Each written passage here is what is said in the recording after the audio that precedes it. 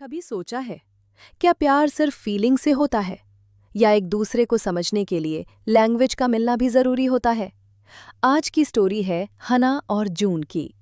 दो लोग जो एक दूसरे से बिल्कुल अलग हैं, लेकिन किस्मत उन्हें बार बार मिलवती है। हना एक दूसरे देश से यहाँ आई है। वो एक स्वीट, सिंपल और थोड़ी शाय लड़की है।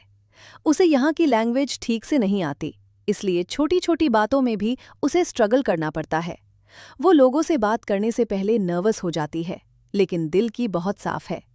हना का सपना है यहाँ अपनी एक नई लाइफ स्टार्ट करना, लेकिन अभी सब कुछ उसके लिए नया और मुश्किल लग रहा है। अब मिलते हैं जून से। जून स्मार्ट, कॉन्फिडेंट और अपने काम में बिजी रहता है। वो ज्यादा बातें नहीं करता और थोड़ा सीरियस टाइप का इंसान है।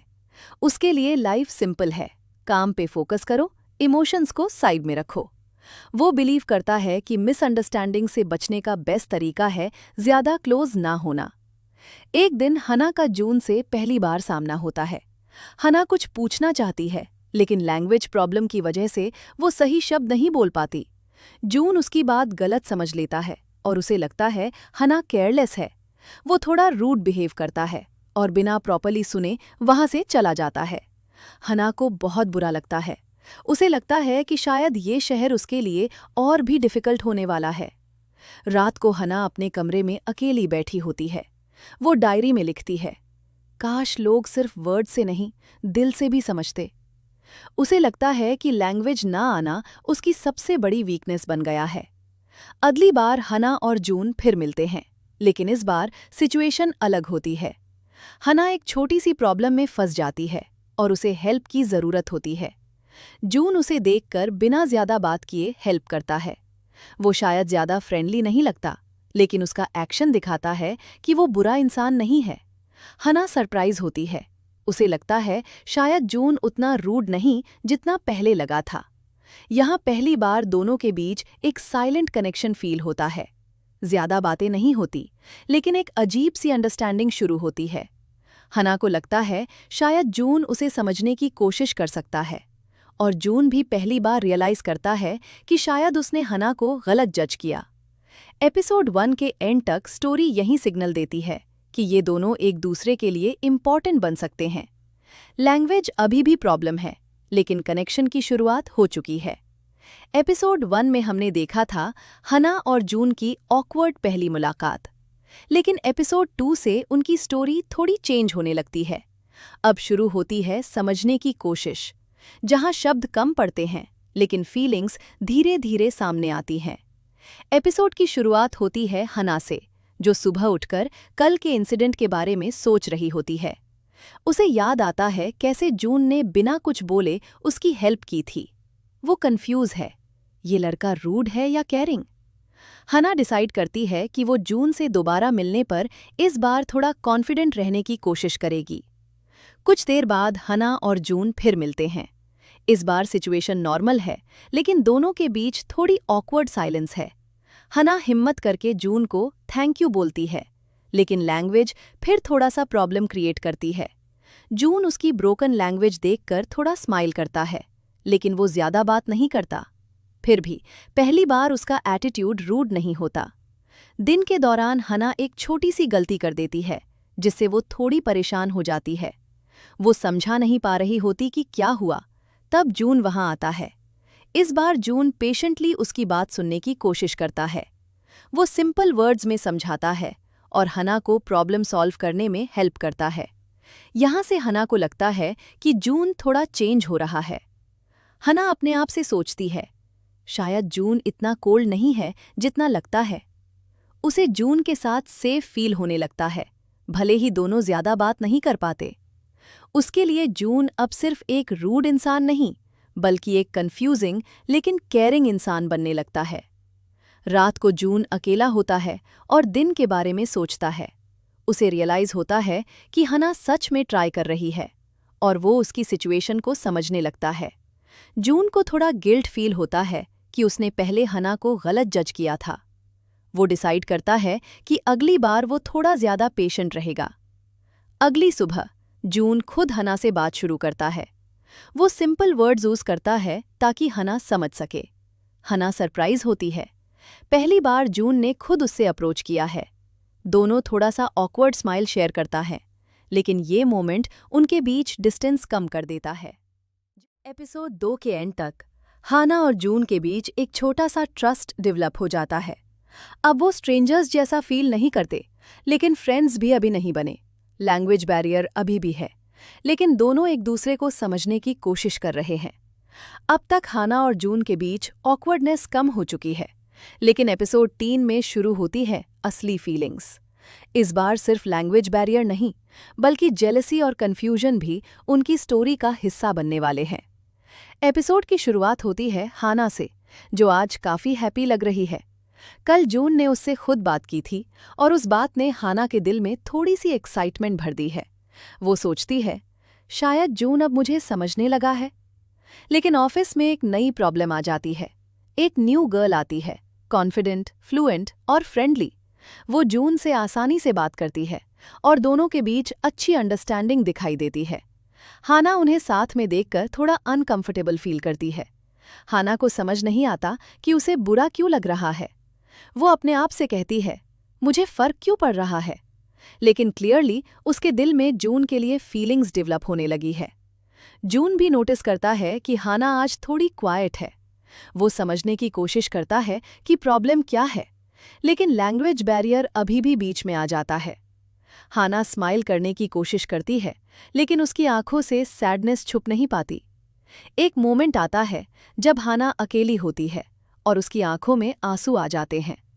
उसे लगता है कि शायद वो जून के वर्ल्ड का पार्ट नहीं बन सकती, क्योंकि वो उसकी लैंग्वेज, उसका कंफर्ट लेवल शेयर नहीं करती। जून उससे देख लेता है और साइलेंटली उसके पास आता है। वो ज्यादा बोल नहीं पाता, लेकिन एक सिंपल जेस्चर करता है।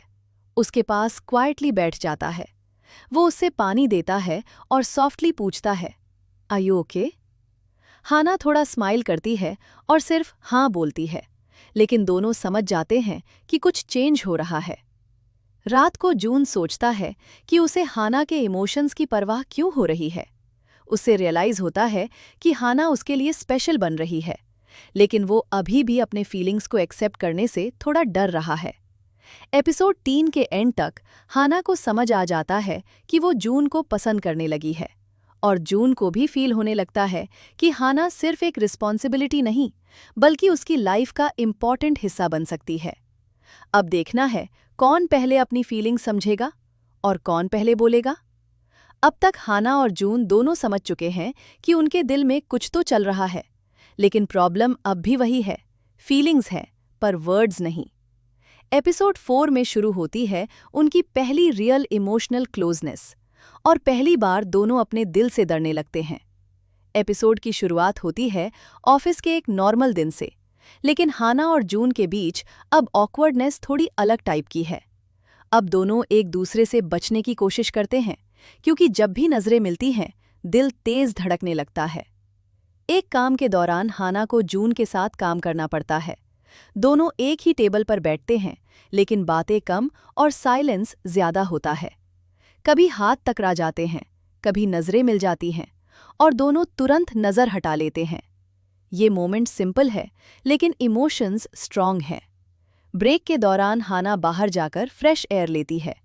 वो अपने आप से कहती है, मैं जून के पास कंफर्टेबल फील करती हूँ, लेकिन मुझे डर लगता है।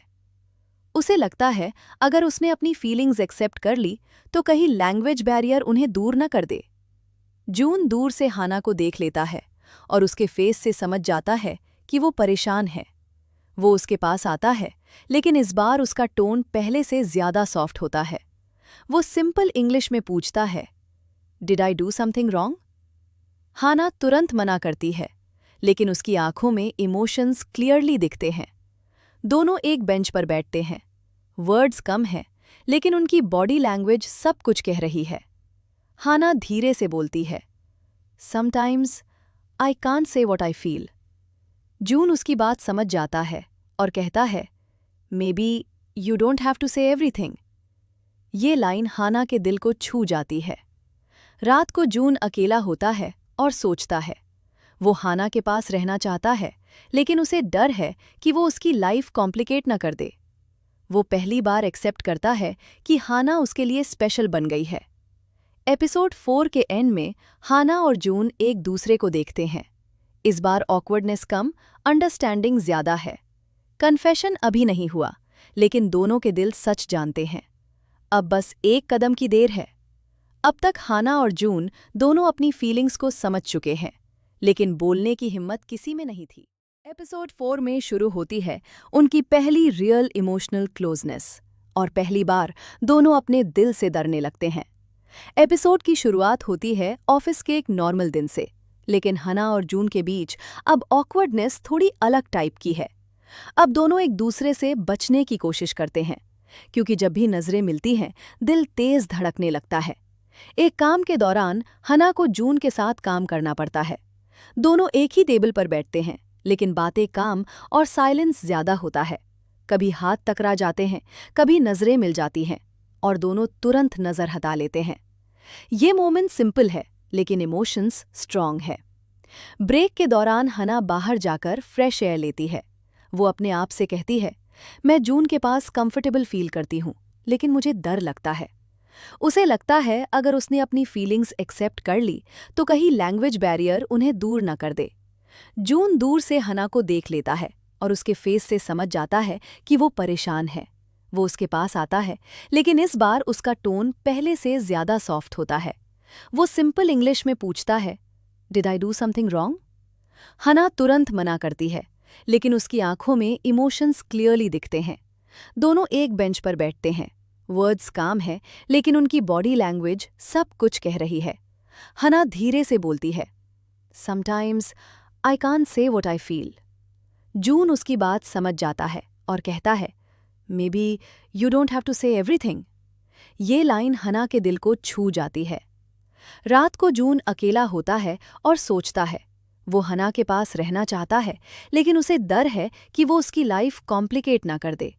वो पहली बार एक्सेप्ट करता है कि हना उसके लिए स्पेशल बन गई है। एपिसोड 4 के एंड में हना और जून एक दूसरे को देखते हैं। इस बार ऑकवर्डनेस कम, अंडरस्टैंडिंग ज्यादा है। कन्फेशन अभी नहीं हुआ, लेकिन दोनों के दिल सच जानते हैं। अब बस एक कदम की देर है।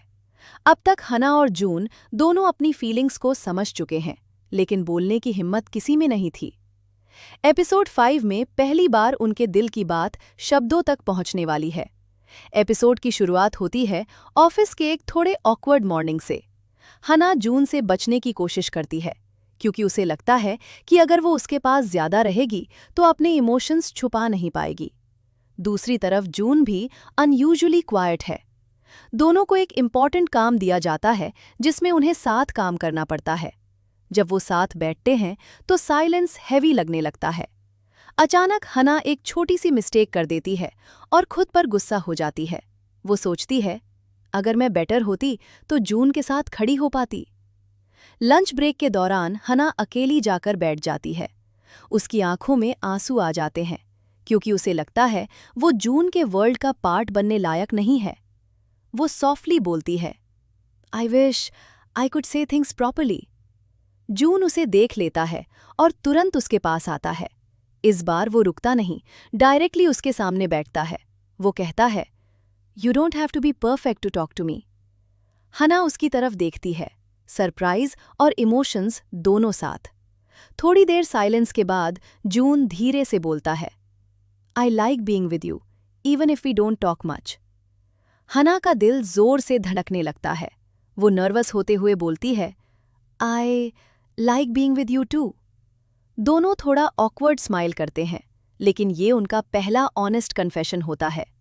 कन्फेशन के बाद दोनों के बीच एटमॉस्फेयर चेंज हो जाता है। अब वो स्ट्रेंजर्स या सिर्फ फ्रेंड्स नहीं रहे, अब उनके बीच एक स्पेशल बॉन्ड है। लेकिन दोनों जानते हैं कि लैंग्वेज बैरियर और मिसअंडरस्टैंडिंग्स अभी भी चैलेंजेस ला सकते हैं। एपिसोड के एंड में हना और जून साथ चल रहे होते हैं और पहली बार बिना ऑकवर्डनेस के स्माइल शेयर करते हैं। लव स्टोरी ऑफिशियली शुरू हो चुकी है। अब देखना है ये प्यार कितनी प्रॉब्लम्स को पार करेगा। हना और जून अब ऑफिशियली एक दूसरे को पसंद करते हैं, लेकिन प्यार शुरू होते ही प्रॉब्लम्स भी शुरू हो जाती हैं। एपिसोड 6 में उनकी पहली डेट होगी और साथ ही पहली मिसअंडरस्टैंडिंग भी। एपिसोड की शुरुआत होती है हना से, जो पहली बार जून के साथ बाहर जाने वाली है। वो नर्वस भी है और हैप्पी भी। वो मिरर के सामने खुद से कहती है, बस गलत शब्द मत बोलना। उसका सबसे बड़ा डर अब भी लैंग्वेज ही है। जून हना को पिक करता है और दोनों एक सिंपल सा प्लेस जाते हैं। डेट सिंपल है लेकिन दोनों के लिए स्पेशल है। वो कॉफ़ी पीते हैं, हल्का सा वॉक करते हैं और बीच बीच में छोटी सी ऑकवर्ड साइलेंस आती रहती है। फिर भी दोनों कंफर्टेबल फील कर रहे होते हैं। जून ट्राई करता है सिंपल वर्ड्स यूज करने का ताकि हना इजीली समझ सके। हना भी हिम्मत करके थोड़ा ज्यादा बोलने की कोशिश करती है। दोनों हंसते हैं जब हना एक वर्ड गलत बोल देती है। ये मोमेंट उनके बीच डिस्टेंस और कम कर देता है। डेट के दौरान जून का फोन बार बार वाइब्रेट करता है। हना नोटिस करती है कि वो थोड़ा टेंस लग रहा है। जून कॉल रिसीव करता है और थोड़ा सीरियस टोन में बात करता है। लैंग्वेज प्रॉब्लम की वजह से हना सिर्फ हाफ बात समझ पाती है और उसे लगता है शायद जून किसी और के लिए परेशान है। हना का मूड सडनली चेंज हो जाता है। वो चुप हो जाती है और डेट जल्दी खत्म करने की बात करती है। जून कंफ्यूज्ड हो जाता है कि अचानक क्या हो गया। दोनों के बीच फिर वही साइलेंस आ जाता है जो एपिसोड 1 में था। जून को समझ नहीं आता कि हना अपसेट क्यों हो गई। उसे लगता है शायद वो उससे क्लियरली समझा नहीं पाया। वो रियलाइज करता है कि लैंग्वेज बैरियर सिर्फ हना की प्रॉब्लम नहीं बल्कि दोनों की प्रॉब्लम है। हना घर जाकर सोचती है, शायद मैं जून की लाइफ का पार्ट नहीं बन सकती। उसे लगता है कि उसने फिर से कुछ गलत समझ लिया है, लेकिन वो पूछने की हिम्मत नहीं कर पाती। एपिसोड 6 के एंड तक हना और जून दोनों एक दूसरे को मिस कर रहे होते हैं, लेकिन मिसअंडरस्टैंडिंग उन्हें बात करने से रोक रही होती है। लव है, केयर है, लेकिन वर्ड्स अब भी उनके बीच दीवार बने हुए हैं। एपिसोड 6 के एंड में हना और जून के बीच मिसअंडरस्टैंडिंग हो गई थी और अब एपिसोड 7 में वही मिसअंडरस्टैंडिंग एक बड़े इमोशनल डिस्टेंस में बदलने वाली है। प्यार है, लेकिन बात करने की हिम्मत दोनों में कम पड़ रही है। एपिसोड की शुरुआत होती है एक ऑकवर्ड मॉर्निंग से। हना और जून दोनों एक ही जगह होते हैं, लेकिन एक दूसरे को अवॉइड करते हैं। दोनों के दिल में बात है, लेकिन शब्द नहीं निकल पा रहे। ऑफिस में भी सिचुएशन अनकंफर्टेबल है। हना जून से सिर्फ काम की बात करती है, वो भी छोटे और फॉर्मल सेंटेंसेस में। जून क्लियरली हर्ट फील करता है, लेकिन वो समझ नहीं पाता कि हना इतनी डिस्टेंट क्यों हो गई। एक काम के दौरान छोटी सी बात पर आर्ग्यूमेंट हो जाता है। हना गुस्से में बोल देती है, "You don't understand me anyway." June shock हो जाता है। वो कहता है, "I'm trying, but you never tell me what's wrong." दोनों के बीच पहली बार सीरियस फाइट होती है। हना बाहर जाकर रो पड़ती है। उसे लगता है कि लैंग्वेज बैरियर की वजह से वो कभी जून के क्लोज नहीं आ पाएगी। वो सोचती है शायद उससे डिस्टेंस बना लेना चाहिए ताकि जून की लाइफ इजी हो जाए। दूसरी तरफ जून भी हर्ट होता है। उसे लगता है हना उस पर ट्रस्ट नहीं करती। वो पहली बार रियलाइज करता है कि प्यार सिर्फ फील करने से नहीं, समझाने से भी होता है। रात को जून मैसेज टाइप करता है हना को, लेकिन सेंड नहीं करता। हना भी फोन उठाकर मैसेज लिखती है, फिर डिलीट कर देती है। दोनों बात करना चाहते हैं, लेकिन ईगो और फियर उन्हें रोक लेता है। एपिसोड 7 के एंड में हना और जून दोनों अलग अलग जगह बैठकर एक ही बात सोच रहे होते हैं। काश मैं उसे समझा पाता। प्यार है, लेकिन कम्युनिकेशन अभी भी सबसे बड़ी प्रॉब्लम है। एपिसोड 7 में हना और जून के बीच फाइट हो चुकी थी और अब एपिसोड 8 में उनकी खामोशी एक बड़े डिसीजन तक पहुंचने वाली है। कभी-कभी प्यार होने के बाद भी लोग अलग होने का सोचने लगते हैं, क्योंकि उन्हें लगता है वो एक दूसरे के लिए इनफ नहीं है। एपिसोड की शुरुआत होती है एक हेवी एटमॉस्फेयर के साथ। हना और जून एक ही जगह काम करते हैं, लेकिन जैसे दो स्ट्रेंजर्स हो गए हैं। ना नजरें मिलती हैं, ना बात होती है। हना अकेली बैठी होती है और बहुत सोचती है। उसे लगता है कि वो जून की लाइफ कॉम्प्लिकेट कर रही है। वो डिसाइड करती है कि शायद उससे थोड़ा डिस्टेंस बना लेना चाहिए, ताकि जून को लैंग्वेज और मिसअंडरस्टैंडिंग्स का प्रेशर ना हो। दूसरी तरफ जून भी क्लियरली अपसेट है। वो काम पे फोकस नहीं कर पा रहा, और बार बार हना की तरफ देख लेता है। उसे फील होता है कि अगर अब बात नहीं की तो शायद वो हना को खो देगा। शाम को हना जून से मिलने के लिए मैसेज करती है। जून तुरंत हाँ बोल देता है, लेकिन उसके दिल में डर है कि हना क्या कहने वाली है। दोनों एक क्वाइट जगह मिलते हैं। हना धीरे से बोलती है, I think we are hurting each other. Jun तुरंत कहता है, no, we just don't understand each other yet. Hana की आंखों में आंसू आ जाते हैं।